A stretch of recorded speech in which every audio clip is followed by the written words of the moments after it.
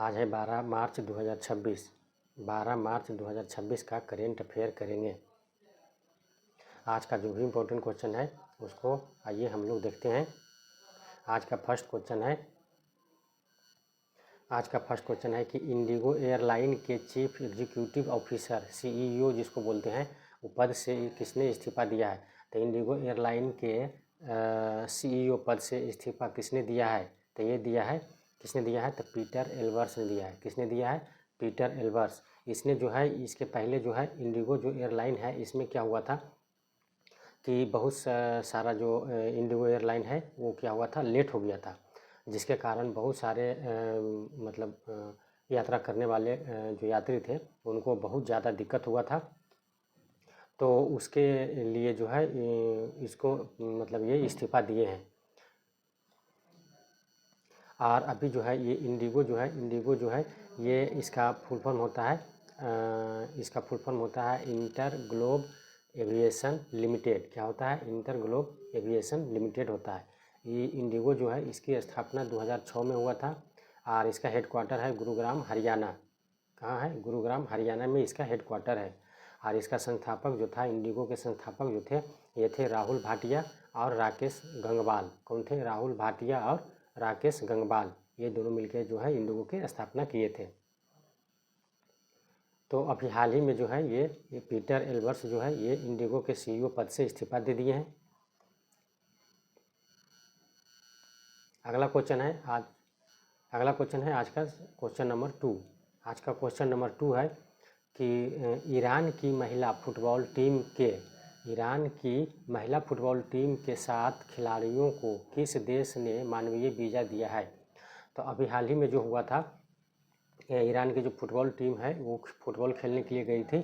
तो क्या हुआ था कि वहाँ का एंथम जो बजता है, नेशनल एंथम होता है, उसको ये लोग नहीं गाया था। तो इसीलिए ईरान जो है इसको ये जो फुटबॉल खिलाड़ी है इनको क्या किया है कि कड़ी से कड़ी सज़ा देने के लिए जो है ईरान में प्रवेश करने पर रोक लगा दिया। तो अब इसको जो है फुटबॉल टीम जो है, जिसमें से बहुत सारे थे फुटबॉल टीम, जिसमें से 7 खिलाड़ी जो है वो बोले कि अब हम ईरान में नहीं रहेंगे, ईरान नहीं जाएंगे। तो इनको जो है ऑस्ट्रेलिया जो है मानवीय वीज़ा दिया है कि आइए मेरे पास, यहाँ रहिए। तो इसके लिए जो है ये ऑस्ट्रेलिया ने क्या किया है, इसको मानवीय वीज़ा दिया है। ईरान के महिला फुटबॉल टीम के जो खिलाड़ी हैं, 7 खिलाड़ी हैं, उनको जो है ऑस्ट्रेलिया ने वीज़ा दिया है। और बाकी और भी खिलाड़ी हैं, उनको भी देखिए क्या होता है आगे। अभी तो फिलहाल 7 खिलाड़ी को वीज़ा दे दिया गया है ऑस्ट्रेलिया के द्वारा। उसके बाद में अगला क्वेश्चन आता है आज का क्वेश्चन नंबर 3। आज का क्वेश्चन नंबर 3 है कि प्रधानमंत्री नरेंद्र मोदी की अध्यक्षता में 10 मार्च 2026 को किस एयरपोर्ट को अंतर्राष्ट्रीय हवाई अड्डा का दर्जा दिया गया है। तभी जो है नरेंद्र मोदी जो है इन्होंने 10 मार्च 2026 को जो है ये एक एयरपोर्ट है जिसका नाम है मदुरई एयरपोर्ट। क्या नाम है, मदुरई एयरपोर्ट नाम है। इसको जो है अंतर्राष्ट्रीय हवाई अड्डा का दर्जा दिया गया है। मदुरई एयरपोर्ट जो है ये तमिलनाडु में है और इसको जो है अंतर्राष्ट्रीय हवाई अड्डा का दर्जा दिया गया है। अब यहाँ पे क्या होगा कि कोऑर्डिनेशन बढ़ेगा और यहाँ पे जो है जो हवाई अड्डा जो है इसको अंतर्राष्ट्रीय हवाई अड्डा दर्जा देने के साथ साथ यहाँ पे जो है एयरपोर्ट की संख्या बढ़ेगा। यहाँ पे बहुत सारा चीज़ यहाँ पे क्या होगा, बढ़ेगा। अगला क्वेश्चन आता है आज का क्वेश्चन नंबर 4। आज का क्वेश्चन नंबर 4 हम लोग करेंगे कि केंद्र सरकार ने जल जीवन मिशन को कब तक बढ़ाया है। तो केंद्र सरकार जो है अभी हाल ही में जो है जल जीवन मिशन को जो है बढ़ाने का फैसला किया है और इसने बोला है कि 2028 तक जो है जल जीवन मिशन को बढ़ा दिया गया है। और जल जीवन मिशन जो होता है इसके तहत जो होता है कि प्रत्येक व्यक्ति को जल जो है ये शुद्ध जल का उपलब्ध कराना है। तो गांव-गांव तक जो है इसका जो है प्रसार हो रहा है और इसको अभी है 2028 तक बढ़ा दिया गया है ताकि जितने भी गांव हैं और जितने भी व्यक्ति हैं, यानी जिस व्यक्ति तक जो है स्वच्छ जल नहीं पहुंच रहा है तो वहां तक पहुंच के लिए जो है इस मिशन को जो है 2028 तक बढ़ाया गया है। जल जीवन मिशन जो है इसकी शुरुआत जो है 2019 में किया गया था। कब किया गया था, तो जल जीवन मिशन की शुरुआत जो है 2019 में किया गया था। अब इसको जो है 2028 तक बढ़ा दिया गया है।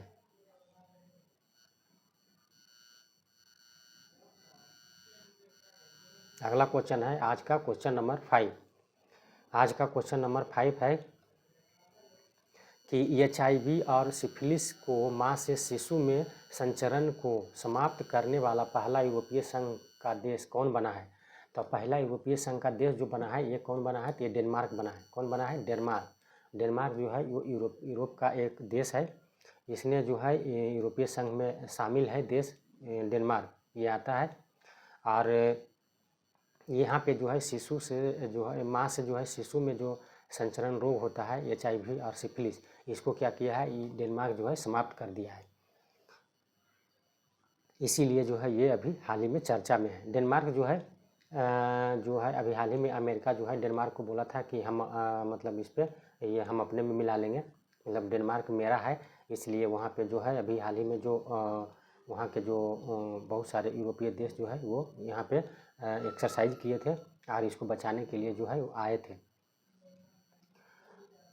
WHO द्वारा यह जो है डेनमार्क जो है ये इसको डेनमार्क को WHO द्वारा जो है यह मान्यता दिया गया है कि जो है HIV और सिफिलिस से डेनमार्क जो है ये शिशु में से जो बच्चा में संचरण होता है, शिशु माँ से जो शिशु में संचरण होता है बीमारी, उसको जो है ये समाप्त कर दिया है। तो यह मान्यता जो है ये WHO ने दिया है। WHO जो है ये वर्ल्ड हेल्थ ऑर्गेनाइजेशन है। ये जो है जो भी बीमारी है या फिर जो भी और हेल्थ से रिलेटेड संबंधित है उसका जो है ये WHO जो है इस पर देख रेख करता है। आगे आता है डेनमार्क की राजधानी कहाँ है, तो कोपेनहेगन। कहाँ है, कोपेनहेगन है। मुद्रा जो है यहाँ चलता है क्रोन चलता है। और डेनमार्क में भाषा डेनिश बोला जाता है, डेनिश भाषा बोला जाता है। यहाँ के जो है PM जो है प्रधानमंत्री जो है ये मेटे फ्रेडरिक्सन है। कौन है, मेटे फ्रेडरिक्सन डेनमार्क के जो है प्रधानमंत्री हैं। HIV और सिफिलिस जो होता है ये जननांग अंगों में होता है। ये जो होता है छोटे छोटे जो होता है ये दाने टाइप के हो जाते हैं जिसको सिफिलिस बोलते हैं। और एक ये HIV जो होता है इसका अभी तक कोई रोग इस रोग के जो है कोई अभी इलाज उपलब्ध नहीं हुआ है HIV का। अगला क्वेश्चन आता है आज का क्वेश्चन नंबर 6। आज का क्वेश्चन नंबर 6 है कि 9 मार्च 2026 को KN पनिक्कर का निधन हो गया है। ठीक है, तो 9 मार्च 2026 को KN पनिक्कर का निधन हो गया है। इनका संबंध किससे था, तो KM पनिक्कर जो थे ये एक इतिहासकार थे। क्या थे, इतिहासकार थे। इनका हाल ही में जो है ये भी 9 मार्च को निधन हो गया। उसके बाद में और भी इम्पोर्टेंट निधन को करते हैं, जो भी निधन हुआ है इसको करते हैं। जैसे ब्रिगिट बारडोट, क्या है, ब्रिगिट बारडोट जो है इनको हाल ही में अभी निधन हो गया था। तो ये जो थे फ्रांस के गायिका एवं अभिनेत्री थे। ये फ्रांस के थे, गायिका एवं अभिनेत्री दोनों का काम ये करते थे। उसके बाद में अगला आता है सरला महेश्वरी। सरला महेश्वरी का जो है अभी हाल ही में निधन हो गया था। ये क्या थे, तो ये न्यूज एंकर थे। क्या थे, न्यूज एंकर थे। इनको जो है 71 वर्ष की उम्र में निधन हो गया था। तो दूरदर्शन जो था ये 1980 के दशक में जो है ये सरला महेश्वरी फेमस न्यूज एंकर थी। अगला क्वेश्चन है प्रशांत तमांग। प्रशांत तमांग का भी निधन हो गया है। ये क्या थे, तो ये सिंगर थे प्रशांत तमांग। अगला आता है कुमुदनी लाखिया। कुमुदनी लाखिया जो है इनका हाल ही में निधन हो गया है। तो ये क्या थे, तो ये कथक नृत्यांगना थी। क्या थी, कथक नृत्यांगना। इन कथक जो शास्त्रीय नृत्य है इसका नृत्यांगना थी। कौन, कुमुदनी लाखिया, फेमस नृत्यांगना थी। अगला आता है पी रमैया। पी रमैया का निधन हो गया है। ये क्या थे, तो पी रमैया जो थे ये पत्रकार थे। क्या थे, पत्रकार थे। इनका भी हाल ही में जो है ये निधन हो गया है। याद रखिएगा, ये सब इंपॉर्टेंट क्वेश्चन है। उसके बाद अगला आता है कीर्तिदा मेकानी। कीर्तिदा मेकानी जो थे इनका भी हाल ही में निधन हो गया है। ये पर्यावरणविद थे। क्या थे, पर्यावरण से रिलेटेड थे, पर्यावरणविद थे। यानी पर्यावरण को बचाने के लिए जो है ये बहुत काम किए थे, इसलिए इनको ये पर्यावरणविद इनको कहा जाता है। ठीक है, तो इनका हाल ही में निधन हो गया, पर्यावरणविद थे। अगला क्वेश्चन आता है आज का क्वेश्चन नंबर 7। क्वेश्चन नंबर 7 है कि भारत से ब्रह्मोस मिसाइल खरीदने का समझौता किस देश ने किया है। तभी हाल ही में जो है भारत से ब्रह्मोस मिसाइल खरीदने का जो समझौता किया है ये इंडोनेशिया देश ने किया है। किसने किया है, तो इंडोनेशिया ने किया है। भारत जो है, भारत से इसके पहले जो है भारत जो है ये ब्रह्मोस मिसाइल जो है ये फिलीपींस को दिया है।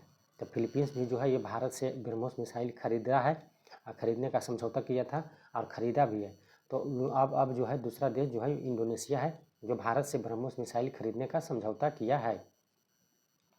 तो ये जो है भारत से पहले, इससे पहले जो है फिलीपींस जो है ब्रह्मोस मिसाइल पर समझौता कर चुका है और अब इंडोनेशिया किया है। ब्रह्मोस मिसाइल जो होता है ये सुपरसोनिक क्रूज मिसाइल है। क्या है? सुपरसोनिक क्रूज मिसाइल है और ये जो है भारत और रूस मिलकर इसको बनाता है। भारत के ब्रह्मपुत्र नदी एवं रूस के मोस्कवा नदी के नाम पर जो है इसको ब्रह्मोस रखा गया है। और ये भारत और रशिया के बीच जो है ये समझौता जो है 1998 में किया गया था। कब किया गया था? तो 1998 में जो है भारत और रूस के बीच जो है ये समझौता किया गया था बनाने का। और अब जो है अभी हाल ही में जो है ब्रह्मोस मिसाइल बनाने का उत्तर प्रदेश में भी इसका जो है बनाया जाएगा उत्तर प्रदेश में। तो इसके लिए जो है उत्तर प्रदेश में इसका स्थापना किया गया है कि अब यहाँ पे भी बनाया जाएगा उत्तर प्रदेश में। अगला क्वेश्चन आता है क्वेश्चन नंबर 8। आज का क्वेश्चन नंबर 8 है कि हट्टी रिसाला महोत्सव किस राज्य में मनाया जाता है? तो हट्टी रिसाला महोत्सव जो है ये किस राज्य में मनाया जाता है? तो ये महाराष्ट्र राज्य में मनाया जाता है। कहाँ मनाया जाता है? महाराष्ट्र राज्य में मनाया जाता है।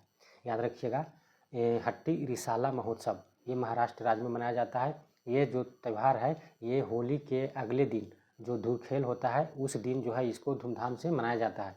यानी यह त्यौहार जो है महाराष्ट्र में होली के अगले दिन धूली बंधन के दौरान जो है ये धूमधाम से ये त्यौहार है जो मनाया जाता है। कहाँ?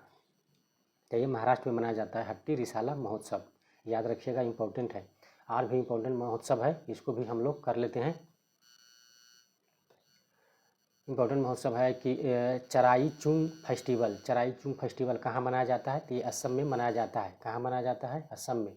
निगोला चकोबा उत्सव। निगोला चकोबा उत्सव जो है ये कहाँ मनाया जाता है? तो ये मणिपुर में मनाया जाता है। उसके बाद में है खुबानी उत्सव। खुबानी उत्सव कब मनाया जाता है? तो ये लद्दाख में मनाया जाता है। कहाँ मनाया जाता है? तो लद्दाख में। उसके बाद अगला आता है सरहुल महोत्सव। सरहुल महोत्सव जो है ये झारखंड में मनाया जाता है। कहाँ मनाया जाता है? झारखंड में। उसके बाद अगला आता है रम्मान उत्सव। रम्मान उत्सव जो है ये कहाँ मनाया जाता है? तो ये उत्तराखंड में मनाया जाता है। तो ये सब जो है इम्पोर्टेंट क्वेश्चन है, इसको याद रखिएगा। उसके बाद में अगला क्वेश्चन आता है आज का क्वेश्चन नंबर 9। आज का क्वेश्चन नंबर 9 है कि मार्च 2026 में भारत में एक रासायनिक इकाई से ओलियम गैस के बड़े पैमाने पर रिसाव की घटना कहाँ हुई है? तब 26 मार्च मार्च 2026 में भारत में एक रासायनिक इकाई से ओलियम गैस के बड़े पैमाने पर रिसाव हुआ है। तो ये घटना जो है कहाँ हुआ है? तो ये हुआ है पालघर। पालघर जो है ये महाराष्ट्र में है। पालघर कहाँ है? महाराष्ट्र में है। यहाँ पे जो है ये जो है अभी हाल ही में ओलियम गैस का जो है बड़े रिसाव हुआ है। तो ये पालघर महाराष्ट्र में हुआ है। ये जो है ओलियम गैस जो है ये जो है फ्यूमिंग सल्फ्यूरिक एसिड जो इसको होता है ये एक अत्यधिक संक्षारक एवं जहरीला रसायन है। तो ये क्या है? ओलियम गैस जो है बहुत संक्षारक है एवं जहरीला रसायन है। इससे जो होता है बहुत लोगों को जो है मृत्यु हो जाएगा। इसलिए जो है इससे बचाव करना बहुत ज़रूरी है। इसलिए ये जो है अभी हाल ही में महाराष्ट्र राज्य के पालघर है वहाँ पे जो है इसका रिसाव हुआ था। इसके पहले जो है एक रिसाव हुआ था मिथाइल आइसोसाइनेट जो हुआ था उसमें बहुत सारे लोगों की मृत्यु हुआ था 1984 में। अगला क्वेश्चन आता है क्वेश्चन नंबर 10। क्वेश्चन नंबर 10 है कि बीसीसीआई ने भारतीय टीम को T20 वर्ल्ड कप 2026 जीतने पर कितना राशि दिया है? तो बीसीसीआई ने भारतीय टीम जो है T20 वर्ल्ड कप जीत हासिल किया है 2026 में। तो इस जीत के साथ जो है बीसीसीआई ने जो है 131 करोड़ रुपया जो है भारतीय टीम को दिया है। कितना दिया है? 131 करोड़। और आईसीसी जो है ये भारतीय टीम को 27.48 करोड़ रुपया दिया है। कितना दिया है? 27.48 करोड़ रुपया, लगभग 27.5 करोड़ रुपया इसको बोल सकते हैं। ये आईसीसी ने दिया है। जबकि उप विजेता टीम जो था न्यूजीलैंड, कौन था? उप विजेता टीम न्यूजीलैंड था। इसको आईसीसी जो है ये 14.65 करोड़ रुपया दिया है। कितना दिया है? 14.65 करोड़ रुपया दिया है न्यूजीलैंड को। अब भारत को दिया है 27.48 करोड़ रुपया। ठीक है। और जबकि भारत के जो बीसीसीआई है ये दिया है 131 करोड़ रुपया दिया है। और 2026 में पहली बार किस टीम ने क्वालिफाई किया था? तो 2026 में पहली बार जो है ये इटली की टीम था, इसने जो है T20 क्वालिफाई किया था। तो याद रखिएगा, पूछ सकता है ये क्वेश्चन कि 2026 में पहली क्वालिफाई करने वाला देश कौन था? तो ये था इटली। चलिए रिवीजन करते हैं आज कल वाला क्वेश्चन कि किस मंत्रालय ने से नो टू प्रॉक्सी सरपंच अभियान शुरू किया है? तो ये किया है पंचायती राज मंत्रालय ने। किसने किया है? पंचायती राज मंत्रालय ने किया है। पंचायती राज मंत्रालय भी वर्तमान में कौन है? तो ये है ललन सिंह। कौन है? तो ललन सिंह है। और इन्होंने जो है ये से नो टू प्रॉक्सी सरपंच अभियान शुरू किया है। अब सरपंच आ गया है, पंचायती राज आ गया है, तो पंचायत से संबंधित है। जैसे आर्टिकल 243 जो है ये पंचायत की परिभाषा से संबंधित है, ये पूछता है, इसलिए इसको रिवीजन करवा देते हैं। आर्टिकल 243 के ए में ग्राम सभा है। आर्टिकल 243 के बी में पंचायतों का गठन है। याद रखिएगा, बी में जो है बनाना होता है। बी से क्या होता है? बनाना, इसलिए यहाँ पे बनाना मतलब होता है गठन। ठीक है, तो बनाना मतलब बना दिया, पंचायतों को बनाना यानी गठन करना। उसके बाद सी 243 के सी, आर्टिकल 243 के सी में है पंचायतों की संरचना, तो सी से संरचना होता है, तो इसलिए याद रखिएगा। उसके बाद में है आर्टिकल 243 के डी। आर्टिकल 243 के डी है, इसमें होता है सीटों का आरक्षण। क्या होता है? सीटों का आरक्षण है। जो भी पंचायती राज है उसमें सीटों का आरक्षण होता है, उसके बारे में है। उसके बाद आर्टिकल 243 के ई, तो आर्टिकल 243 के ई में है कार्यकाल, यानी पंचायती राज का कार्यकाल। कार्यकाल कितना होता है? 5 वर्ष। कितना होता है? 5 वर्ष होता है, तो 5 वर्ष का कार्यकाल। ठीक है, याद रखिएगा, ये बिहार के लिए इम्पोर्टेंट है। अगला क्वेश्चन है कि भारत के पहले नदी आधारित प्रकाश स्तंभ किस नदी पर बनाया जा रहा है? तो ये जो है नदी स्तंभ जो है ये ब्रह्मपुत्र नदी पर बनाया जा रहा है। ब्रह्मपुत्र नदी पर बनाया जा रहा है। इसको जो है सर्बानंद सोनोवाल जो है केंद्रीय मंत्री हैं, इन्होंने जो है इसका आधारशिला रखा है। इसका उद्देश्य क्या होता है? इसका उद्देश्य है कि जो भी नदी में जो भी जहाज या नौका जाता है, तो उसमें क्या होता है कि धुंध के कारण दिखाई नहीं पड़ता है, या फिर जो वहाँ के जो उथले हिस्से होते हैं, या फिर खतरनाक मोड़ होता है, जहाँ से मुड़ना चाहिए वहाँ पर नहीं मुड़ पाते हैं, तब उसके लिए जो है प्रकाश स्तंभ का आधारशिला रखा गया है, ताकि अब जो है प्रकाश के कारण जो है वहाँ पे दिखाई देगा बढ़िया से, और जो भी जहाज या नौका जो है दुर्घटनाग्रस्त होता था उसमें क्या होगा? कमी आएगी, अब दुर्घटना नहीं हो पाएगा। इसके लिए जो है प्रकाश स्तंभ की स्थापना किया गया है ब्रह्मपुत्र नदी में। ठीक है, चलिए अगला क्वेश्चन आते हैं। अगला क्वेश्चन है कि मार्च 2026 में आम चुनाव के बाद नेपाल में किस पार्टी ने जीत हासिल किया है? तो अभी जो है हाल ही में जो है अभी नेपाल में चुनाव हुआ है, तो नेपाल में जो चुनाव हुआ है इसमें राष्ट्रीय स्वतंत्र पार्टी यानी आरएसपी जो है इन्होंने क्या किया है? जीत हासिल किया है। ये जेनजी जो है नेपाल में जीत हासिल की है, जेनजी के पार्टी है। ये लगभग जो इनका जो राष्ट्रीय स्वतंत्रता पार्टी है आरएसपी जो है नेपाल के, ये जेनजी के पार्टी है, और ये जो है अभी हाल ही में जो है नेपाल में जीत हासिल किया है। उसके बाद में ये जो है अभी बांग्लादेश में जो चुनाव हुआ था वहाँ पे जेनजी हार गया है, वहाँ पे जो है जेनजी नहीं जीत पाया, लेकिन नेपाल में है जो जेनजी जीत पाया है। ये युवा लोग के जो पार्टी है। नेपाल की राजधानी काठमांडू है, यहाँ मुद्रा जो है रुपया चलता है, और राष्ट्रपति जो है रामचंद्र पौल है यहाँ के, और राष्ट्रीय ध्वज यहाँ के है 2 त्रिभुज वाला जो होता है झंडा, वो यहाँ पे क्या है? राष्ट्रीय ध्वज है, दोहरा त्रिभुज वाला झंडा कहाँ के है? तो ये नेपाल का है। अगला क्वेश्चन आता है कि महिला कर्मचारी की सुरक्षा के लिए भारतीय रेलवे ने कौन सा ऐप लॉन्च किया है? तो महिला कर्मचारी जो होते हैं उनको सेक्स हरासमेंट होता है, तो उसके लिए जो है वो साइन ऐप लॉन्च किया है। SHINE app, SHINE, SHINE app launch किया है। साइन का फुल फॉर्म होता है safety, help, information, networking, empowerment.